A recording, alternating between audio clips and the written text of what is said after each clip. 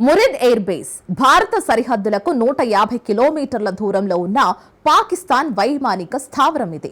ఇక్కడి నుంచి మన దేశాన్ని ఈజీగా target చేయొచ్చుననేది Pakistan plan.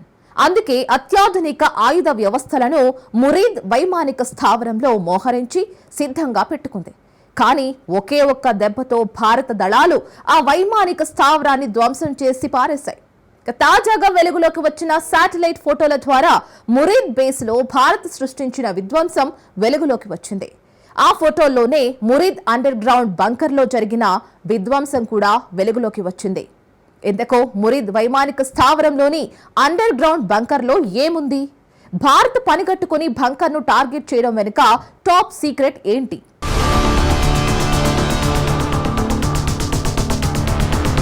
Murid air base పై భారత్ దడ్ ఎపిసోడ్ లో big twist.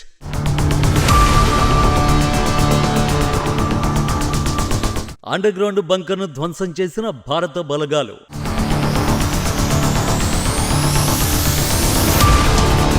Murid secret bunker ను భారత్ ఎందుకు టార్గెట్ చేసింది?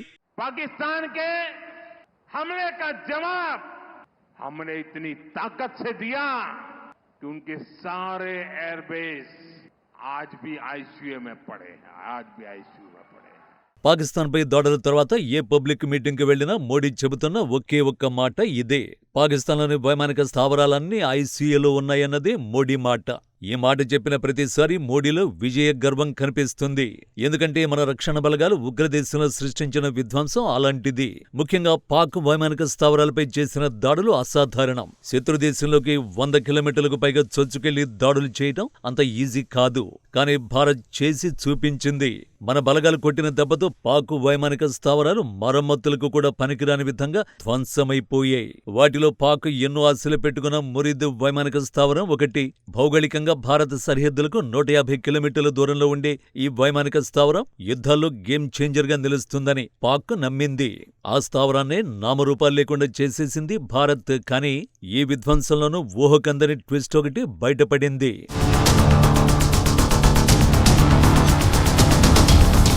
భారత్ లక్ష్యం చేసుకున్న వైమానిక స్థావరాలు ప్రధాని మోడీ చెప్పినట్టు ఐసీయూలోనే ఉన్నాయి. వాటిలో నూర్ ఖాన్, రఫీకి, మురిద్ కీలకమైనవి.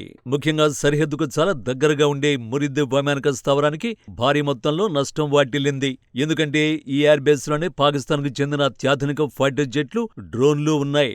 మురిద్ వైమానిక స్థావరంలో పాక్ చెందిన షాపర్ 1, షాపర్ 2, బుర్రాక్, ఫాల్కో, బేరఖ్తార్ TB2S, బేరఖ్తార్ అకింజీ, CH-4, వింగ్లోంగ్ 2 వంటి అత్యాధునిక డ్రోన్లు, అలాగే ఇతర శక్తివంతమైన వెపన్స్ ను మోహరించింది పాకిస్తాన్. కానీ భారత్ చేసిన దాడిలో మురిద్ వైమానిక స్థావరం చాలా వరకు ధ్వంసమైపోయినట్టు ఇటీవల విడుదలైన శాటిలైట్ చిత్రాల ద్వారా స్పష్టమైపోయింది. శాటిలైట్ ద్వారా మే 23న తీసిన ఫోటోలను ది ఇంటెల్ ల్యాబ్ కు చెందిన జియో ఇంటెలిజెన్స్ పరిశోధకుడు డామియన్ సైమన్ బయటపెట్టాడు. ఈ శాటిలైట్ ఫోటోల ప్రకారం భారత వైమానిక దళాలు జరిపిన దాడుల్లో మురిద్ ఎయిర్ బేస్ లోని కీలకమైన కమాండ్ కంట్రోల్ భవనం ధ్వంసమైపోయినట్టు స్పష్టంగా కనిపించింది. కానీ అసలు ట్విస్ట్ ఏంటంటే భారత్ టార్గెట్ చేసింది కేవలం పైకి కనిపించే వైమానిక స్థావరాన్నే కాదు, పాకిస్తాన్ కు తప్ప ఎవరికీ తెలియని మురిద్ అండర్ గ్రౌండ్ బేస్ కూడా.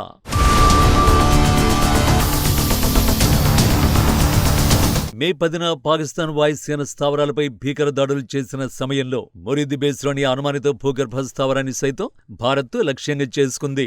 పాక్లో భూగర్భ సైనిక మౌలిక సదుపాయాలపై భారత్ దాడి చేయడం ఇదే ఫస్ట్ టైం. మ్యాక్సర్ టెక్నాలజీస్ రిలీజ్ చేసిన హై రిజల్యూషన్ శాటిలైట్ ఫోటోల ద్వారా ఈ విషయం స్పష్టమైపోయింది. భారత క్షిపణుల ధాటికి ఆ భూగర్భ స్థావరం పైన 3 మీటర్ల వెడల్పు గల గుంత ఏర్పడినట్లు ఫోటోలు కనిపిస్తోంది. అత్యంత కట్టుదిట్టమైన భద్రత గల మురిద్ ఎయిర్ బేస్ ప్రవేశ మార్గానికి ఆ గుంత జస్ట్ 30 మీటర్ల దూరంలోనే ఉంది. కమాండ్ అండ్ కంట్రోల్ లేదా డ్రోన్ కార్యకలాపాలు నిర్వహించేందుకు భూగర్భంలో పాక్ ఆ నిర్మాణం చేపట్టినట్లు అనుమానాలున్నాయి. అందులోని కీలక ఆస్తులు, మౌలిక సదుపాయాలు ధ్వంసం చేయాలని భారత్ దాడి చేసి ఉండొచ్చని అంతర్జాతీయ సైనిక నిపుణులు చెబుతున్నారు. అత్యాధునిక గైడెడ్ అమ్యునిషన్ తో భూగర్భ నిర్మాణాలని ధ్వంసం చేసి ఖచ్చితమైన దాడిగా అభివర్ణించారు. అటు పాకిస్తాన్ వాయుసేనకు అత్యంత కీలకమైన నూర్ ఖాన్ బేస్లో సైతం గతంలో అంచనా వేసిన దానికన్నా భారీగా మరమ్మతులు చేయలేని స్థాయిలో నష్టం వాటిల్లినట్లు శాటిలైట్ ఫోటోల ద్వారా తెలిసింది. C-130 హెర్క్యులస్, సాబ్ 2000 రీఫ్యూయల్ ఎయిర్ క్రాఫ్ట్లు నూర్ ఖాన్ స్థావరంలో ఉంటాయి. అవన్నీ భారత దెబ్బకు నాశనమైపోయాయి.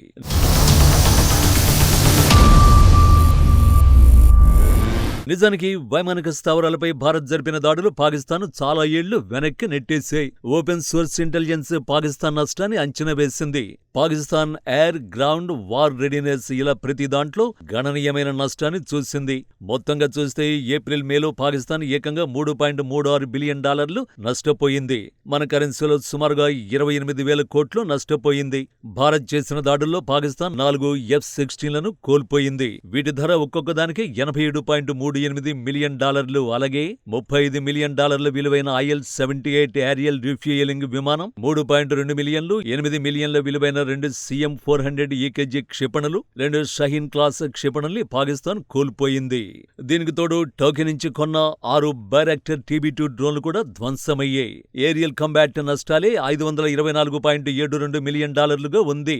40 మిలియన్ల విలువైన C-130H హెర్క్యులెస్ రవాణా విమానం, 200 మిలియన్ల విలువైన అత్యంత అధునాతన HQ-9 గగనతల క్షిపణి బ్యాటరీని కోల్పోయింది. 2 మొబైల్ కమాండ్ సెంటర్లను కూడా భారత్ న్యూట్రలైజ్ చేసి పారేసింది. వీటి మొత్తం విలువ $10 మిలియన్. మొత్తం మీద పాకిస్తాన్ 10 మిలియన్ల గ్రౌండ్ అసెట్స్ ని కోల్పోయింది.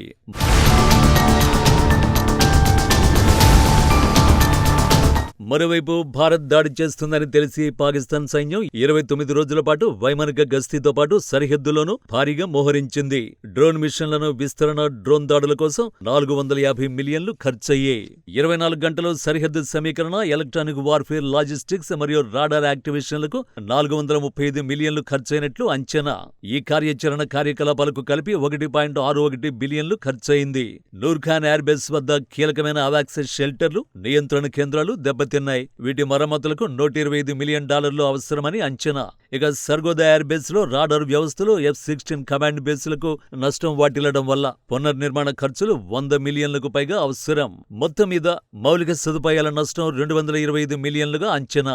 ఇలా అన్ని నష్టాలను కలుపుకుంటే $3.3 మిలియన్ పాకిస్తాన్ నష్టపోయింది. తాజా శాటిలైట్ ఫోటోలో మురిద్ ఎయిర్ బేస్ లో ఉన్న సీక్రెట్ బంకర్ కూడా ధ్వంసమైందని తేలడం చూస్తుంటే పాక్ కు జరిగిన నష్టం ఊహకందని రీతిలో ఉండొచ్చని నిపుణులు అంచనా వేస్తున్నారు. సో మరోసారి భారత్ వైపు కన్నెత్తకుండా చేయడంలో మన బలగాలు సూపర్ సక్సెస్ అయ్యాయనడానికి ఇదే నిదర్శనం.